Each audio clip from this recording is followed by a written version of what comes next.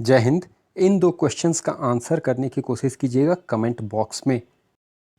जय हिंद। आज हम देखेंगे गांधी जी से संबंधित इम्पॉर्टेंट क्वेश्चंस जो कि बहुत सारे एग्जाम में पूछे जाते हैं और जो पास्ट ईयर्स में पूछे गए हैं उन क्वेश्चन को कवर करने की कोशिश करेंगे। तो चलिए, गांधी जी का जन्म कब हुआ? 2 अक्टूबर 1869। 2 अक्टूबर 1869 मोहनदास करमचंद गांधी जी का जन्म पोरबंदर गुजरात में हुआ। ठीक। नेक्स्ट क्वेश्चन, गांधी जी वकालत करने के लिए दक्षिण अफ्रीका कब गए थे? तो ये 1893 में गए थे। वकालत करने के लिए 1893 में गए थे। वहाँ पर बेसिकली एक इनके दादा अब्दुल्ला करके व्यक्ति थे, गुजराती ट्रेडर, इनका केस लेकर गए थे 1893 में और 24 साल की आयु में गए थे और काफ़ी साल वहाँ बिता देते हैं। ऑलमोस्ट 21 ईयर्स वहाँ पर रुकते हैं और फिर भारत में कब आएंगे? 1915 में आएंगे और उसी उपलक्ष्य में हम लोग प्रवासी भारतीय दिवस मनाते हैं। ठीक, इतने फैक्ट्स काफ़ी है, आगे चलते हैं। गांधी जी ने पहली सत्याग्रह प्रयोग कब किया था? देखिए, पहला सत्याग्रह पूछ रहा, ये नहीं पूछ रहा भारत के अंदर पहला सत्याग्रह। पहला सत्याग्रह तो ये सितंबर 1906 में दक्षिण अफ्रीका के अंदर ट्रांसवाल में भारतीयों के खिलाफ जारी एशियाई अध्यादेश के विरोध में, ठीक है, इसके विरोध में इन्होंने किया था। नेक्स्ट क्वेश्चन, गांधी जी को पहली कारावास कब हुई थी? तो पहली कारावास इनको जोहानसबर्ग दक्षिण अफ्रीका में 1908 में हुआ था। ठीक है, आगे, किस रेलवे स्टेशन में गांधी जी अपमानित किए गए और उन्हें वहां से रेलवे से उतार दिया गया था? बेसिकली तो दक्षिण अफ्रीका में पीटर मैरिट्सबर्ग रेलवे स्टेशन पर। दक्षिण अफ्रीका में पीटर मैरिट्सबर्ग, काफ़ी बार क्वेश्चन पूछा गया है। देखिए, हुआ क्या था, गांधी जी ट्रेन से ट्रैवल कर रहे थे, प्रिटोरिया जा रहे थे और गांधी जी के पास पहले क्लास की टिकट भी थी। He was having first class ticket but he was thrown out of the train. क्यों ट्रेन से उतार दिए गए? क्योंकि वहाँ पर जो अंग्रेज बैठा हुआ था बगल में, उसने कंप्लेन कर दिया था कि भाई ये काला व्यक्ति कैसे हमारे बगल में बैठा है या भूरा व्यक्ति हमारे बगल में कैसे बैठ सकता है, जबकि उन्हें पास सारा लीगल तरीका वो फॉलो कर रहे थे। और गांधी जी तो भाई जानते हैं कि अगर वो सही हैं तो वो तो फिर अपने आप की भी नहीं सुनते हैं। गांधी जी ने टॉल्स्टॉय फार्म दक्षिण अफ्रीका में कब शुरू किया था? टॉल्स्टॉय फार्म 1910 में इन्होंने शुरू किया था। ठीक है, और वहीं पे ये इंडियन ओपिनियन नाम से एक अखबार भी निकालते थे, न्यूज़पेपर इंडियन ओपिनियन। ये बहुत सारी भाषाएं में आती थी, इंग्लिश, गुजराती, हिंदी, तमिल, ऐसे ऐसे। और एक और आश्रम, फोनिक्स आश्रम, दरबन में साउथ अफ्रीका में भी 1904 में स्टार्ट किया था। ये सब जो फैक्ट्स है ना, इसको नोट डाउन करते जाइएगा। गांधी जी फिनिक्स सेटलमेंट कहाँ शुरू किया था? देखिए, वही क्वेश्चन है, दक्षिण अफ्रीका में, डरबन में। ठीक है, डरबन में किया था। नेक्स्ट क्वेश्चन, दक्षिण अफ्रीका में गांधी जी द्वारा शुरू किए गए साप्ताहिक का क्या नाम था? दक्षिण अफ्रीका में उनके द्वारा जो साप्ताहिक शुरू किया गया था, जो अभी हमने बात किया, उसका नाम था इंडियन ओपिनियन। 1904 में Indian Opinion. Okay, next question, Gandhi ji दक्षिण अफ्रीका से भारत कब लौटे? 9 जनवरी 1915। 9 जनवरी 1915। और इसी उपलक्ष्य में हम लोग प्रवासी भारतीय दिवस हर साल मनाते हैं। और ये प्रवासी भारतीय दिवस में बेसिकली होता क्या है, जो भी भारतीय ओरिजिन के प्रवासी, जो बाहर रह रहे लोग, जैसे बहुत सारे देशों के प्रधानमंत्री वगैरह जो इंडियन ओरिजिन के हैं, उनको इनवाइट किया जाता है, सम्मानित किया जाता है। तो ये सब प्रोग्राम होता है। भारत में गांधी जी का प्रथम सत्याग्रह कहाँ हुआ था? तो 1917 में चंपारण में हुआ था। इंडिगो रिवोल्ट जो हुआ था उसके चलते इंडिगो उगाना पड़ता था, नील की खेती करनी पड़ती थी उन्हें। जबकि हम जानते हैं वेस्टर्नाइजेशन जब उठा, इंडस्ट्रियल रेवोल्यूशन हो गया था, तो जर्मन डाई बहुत सस्ते आ गए थे। जर्मनी जो बना रहा था डाई इंडिगो वाला, तो बहुत सस्ता आ गया था उनका। तो इंडिगो प्लांटेशन अब वायबल था नहीं, तो इनको उतने पैसे मिल नहीं रहे थे और अंग्रेज बोल रहे थे नहीं तुम उगाओ और तुमको हम पैसे देंगे नहीं। तो बहुत ज़्यादा हालात ख़राब थे। तो राजकुमार शुक्ला जी ने गांधी जी को इनवाइट किया था कि चलिए बिहार और चंपारण में देखिए क्या हालत है नील किसानों की। तो इसी के ऊपर ये क्वेश्चन भी बहुत बार पूछा जाता है कि गांधी जी को चंपारण में किसने इनवाइट किया था? तो किसने इनवाइट किया था? ठीक है, राजकुमार शुक्ला जी ने इनवाइट किया था। याद रखिएगा, बहुत इंपॉर्टेंट क्वेश्चन है। गांधी जी का पहला अनशन कब हुआ था? अहमदाबाद में। अहमदाबाद मिल स्ट्राइक में पहला अनशन पे बैठ गए थे गांधी जी। देखिए, गांधी जी का एक ही हथियार था, सत्याग्रह। सत्य का आग्रह करते थे और जहाँ कुछ ज़्यादा सिस्टम खराब दिखता था वहाँ पे अनशन पे बैठ जाते थे, हम भूखे रहेंगे। तो देखिए, इसको याद करने का ट्रिक है, गांधी जी का स्टार्टिंग का जो भी रिवोल्ट मूवमेंट चला है भारत में, तो केक याद रखिएगा, CAKE, केक। केक का मतलब है चंपारण, ए से अहमदाबाद, के से खेदा। 1917, 1918, 1918, ठीक है। चंपारण, अहमदाबाद, खेदा, केक याद रखिए। चलिए आगे बढ़ते हैं। किस कारण गांधी जी ने केसरे हिंद पदवी छोड़ दी थी? केसरे हिंद का उपाधि जो इन्हें मिला था, असहयोग आंदोलन में इन्होंने छोड़ दिया। 1920 में असहयोग आंदोलन होता है। यंग इंडिया और नवजीवन साप्ताहिक का प्रारंभ किसने किया? तो ये गांधी जी का था, यंग इंडिया और नवजीवन साप्ताहिक। ये भी याद रखिएगा, काफी इंपॉर्टेंट क्वेश्चन है ये। किस एकमात्र कांग्रेस के अधिवेशन की अध्यक्षता गांधी जी ने की थी? तो गांधी जी ऐसे तो पार्टिसिपेंट के रूप में पार्ट तो बहुत अधिवेशन में लेते हैं, लेकिन अध्यक्षता सिर्फ एक का करते हैं। बहुत इंपॉर्टेंट क्वेश्चन है। 1904 में बेलगांव के कांग्रेस अधिवेशन को, 1924 बेलगांव में कांग्रेस अधिवेशन को अध्यक्षता करते हैं गांधी जी। बहुत ही इंपॉर्टेंट क्वेश्चन है। देखिए इसमें जितने भी क्वेश्चन है ना, किसी ना किसी एग्जाम में पूछे गए हैं और काफ़ी इंपॉर्टेंट क्वेश्चन होंगे आपके एग्जामों के लिए। तो ये सारे क्वेश्चन को नोट डाउन कीजिएगा और वीडियो अच्छे से देखकर इसे नोट कर लीजिएगा और इसे ज़्यादा से ज़्यादा शेयर कीजिएगा, ठीक है। शेयर कीजिएगा ताकि बाकी बच्चों तक भी पहुंच सके। 1932 में अखिल भारतीय हरिजन समाज किसने शुरू किया था? महात्मा गांधी। देखिए हरिजन शब्द जो है ना, ये महात्मा गांधी का ही द्वारा ही दिया गया था। हरिजन मतलब हरि के जन, प्रभु के जन, ईश्वर के लोग। जो जो कुचले हुए लोग थे, जो लोअर कास्ट लोग थे, तो उनको बहुत ज़्यादा खराब नज़रों से देखा जाता था पहले, तो इसलिए इन्होंने उन्हें हरिजन करके संबोधित किया था। और ये हरि के जन हैं, इन्हें तो करीब रखना चाहिए, इन्हें गले से लगा के रखना चाहिए, ऐसा गांधी जी का सोचना था, ठीक है। वर्धा आश्रम कहाँ स्थित है? तो महाराष्ट्र में वर्धा आश्रम स्थित है। गांधी जी ने साप्ताहिक हरिजन कब शुरू किया? तो 1933 में गांधी जी ने साप्ताहिक हरिजन शुरू किया। नेक्स्ट क्वेश्चन, गांधी जी ने सुभाष चंद्र बोस को क्या कहा? तो देशभक्त की उपाधि दी थी गांधी जी ने सुभाष चंद्र बोस को। देखिए सुभाष चंद्र बोस और गांधी जी के बीच काफ़ी मतभेद थे, विचारों के काफ़ी मतभेद थे। वो थोड़ा सा एक्सट्रीमिस्ट लाइन वाले थे आपका सुभाष चंद्र बोस, वो फौज और ये सब में बिलीव करते थे, गांधी सत्याग्रह में बिलीव करते थे।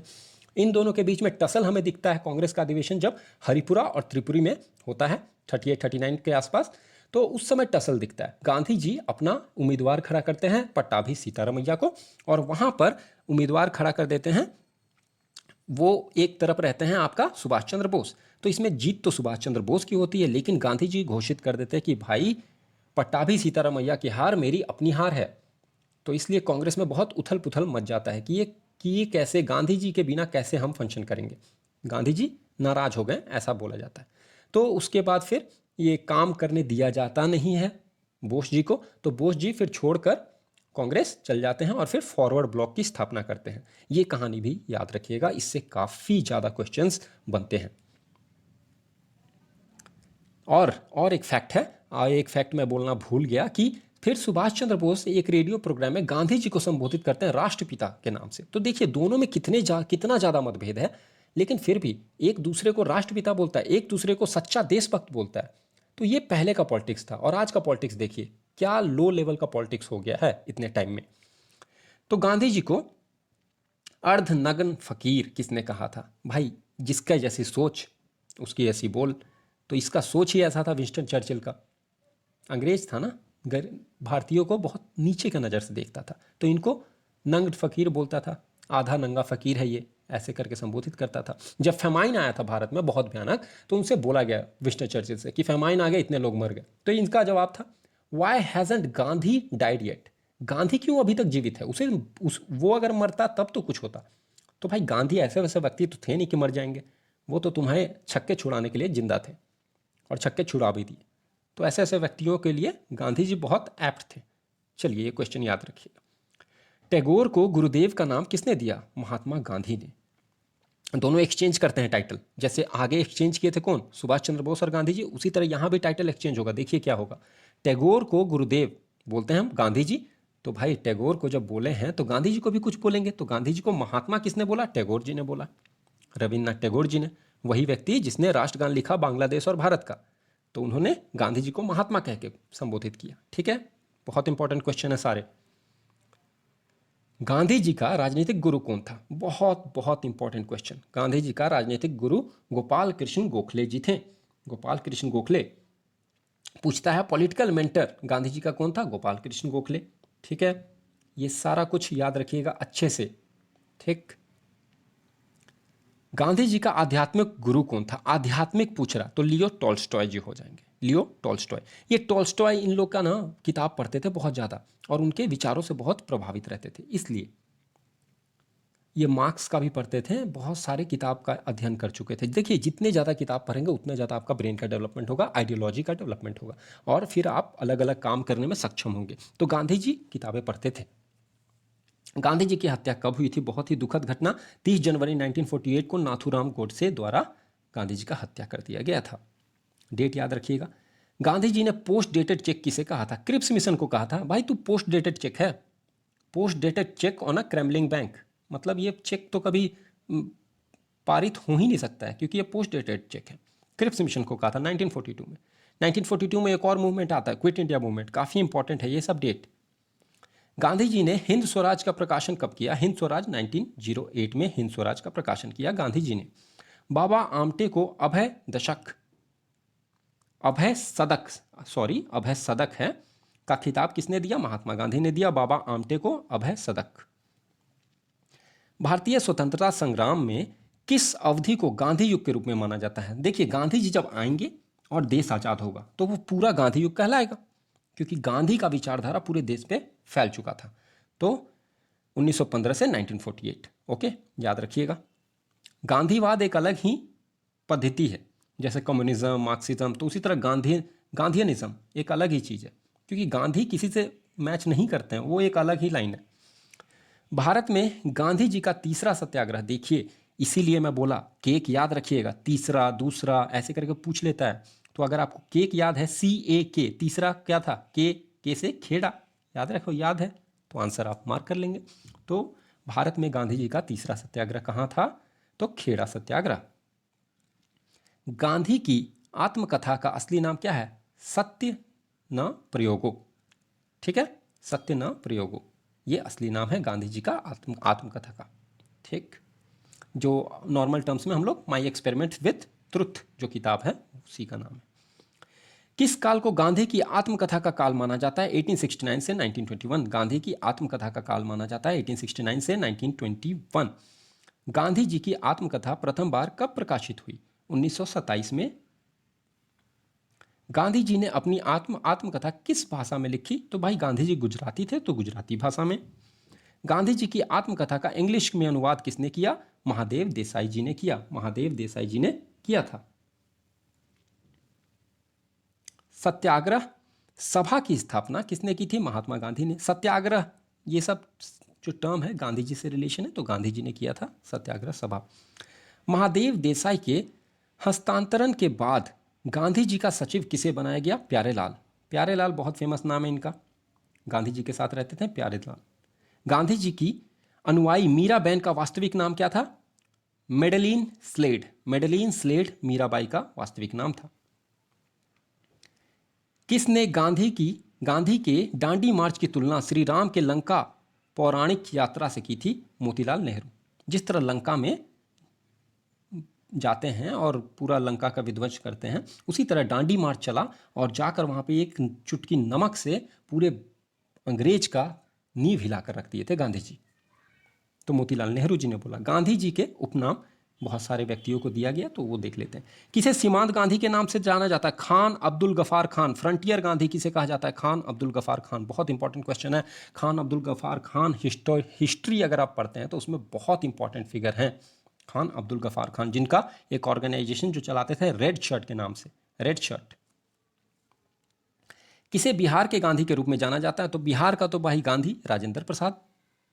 आधुनिक गांधी के रूप में किसे जाना जाता है? बाबा आमटे को जाना जाता है।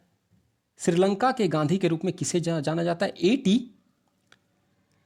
अरिया राटने। A.T. अरिया राटने। अमेरिकन गांधी के रूप में मार्टिन लूथर किंग को जाना जाता है अमेरिकन गांधी के रूप में। बर्मी गांधी के रूप में जनरल आगा खान, ठीक है, बर्मा जो कि आज का म्यांमार है जहां पे अभी मिलिट्री का शासन चल रहा। अफ्रीकी गांधी के रूप में केनाथ कोंडा। दक्षिण अफ्रीका के गांधी के रूप में नेल्सन मंडेला। नेल्सन मंडेला काफ़ी साल अपना जेल में बिताए थे और उसके बाद वहाँ रूल किए थे दक्षिण अफ्रीका में, तो नेल्सन मंडेला। तो ये थे कुछ गांधी जी से रिलेटेड तथ्य। अच्छा लगा हो तो प्लीज़ लाइक कीजिएगा और वीडियो को ज़्यादा से ज़्यादा शेयर कीजिएगा और सब्सक्राइब कीजिएगा। Thank you. इस वीडियो में इतना ही।